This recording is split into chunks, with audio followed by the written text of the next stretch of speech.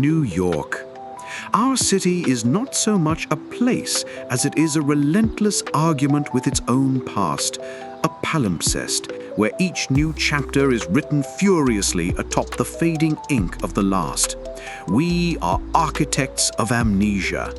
And nowhere is this cycle of deliberate erasure and bold, perhaps arrogant reinvention more starkly rendered than in this vast, orderly forest of brick. Before this geometric perfection, this land was home to the Gas House District, a name that tells you everything you need to know. A malodorous, inconveniently human tangle of tenements and slaughterhouses, teeming with the kind of life that planners, with their clean hands and grand visions, find so terribly untidy. In the eyes of men like Robert Moses and the corporate ambition of the Metropolitan Insurance Company, it was not a community to be improved, but a blight to be excised. The prescription? Tabula rasa. Tear it all down.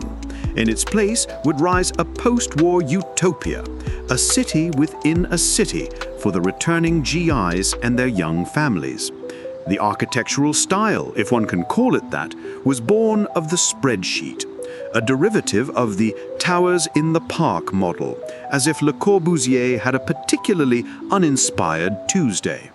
110 identical buildings arranged not by aesthetics, but by the cold, hard logic of maximizing light, air, and, of course, return on investment.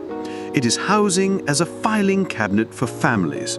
And, one must note, there was a rather distasteful footnote of profound ugliness written into the project's very charter.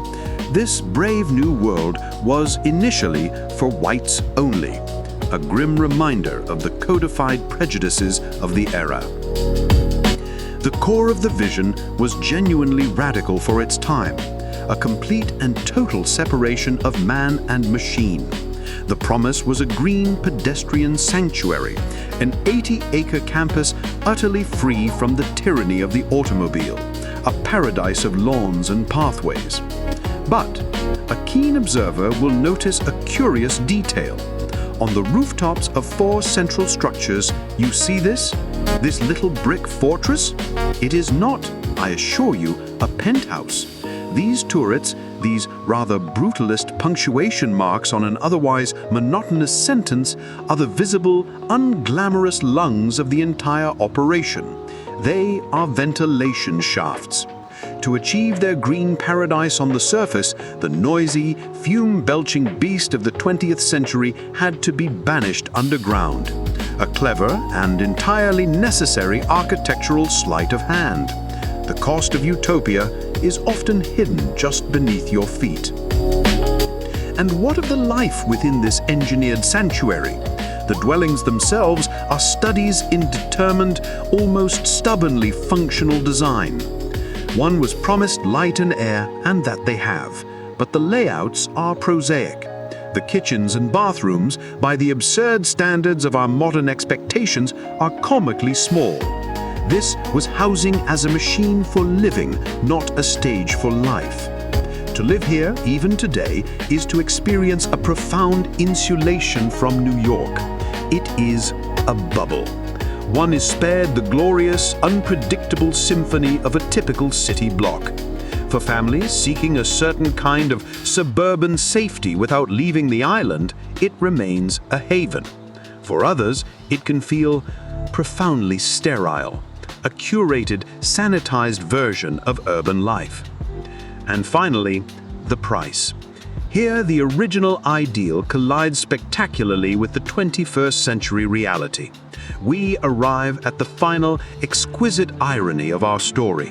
While a few fortunate long-term residents still occupy rent-stabilized units, ghosts of that original promise, a new tenant faces a rather different proposition. To lease a simple one-bedroom unit today begins at roughly $5,000 a month. A 3-bedroom can easily command $10,000. The very project built to provide an affordable sanctuary for the city's middle class has metastasized into one of its most expensive and exclusive rental enclaves. The sanctuary became a commodity. Stuyvesant Town. It remains a monument not to aesthetic brilliance or architectural daring, but to a profoundly American idea. An idea that we can engineer a perfect community, and the simultaneous, humbling proof that the city, in all its messy, unpredictable, and ultimately glorious reality, always has the final word. An idea built, quite literally, on the ashes of another.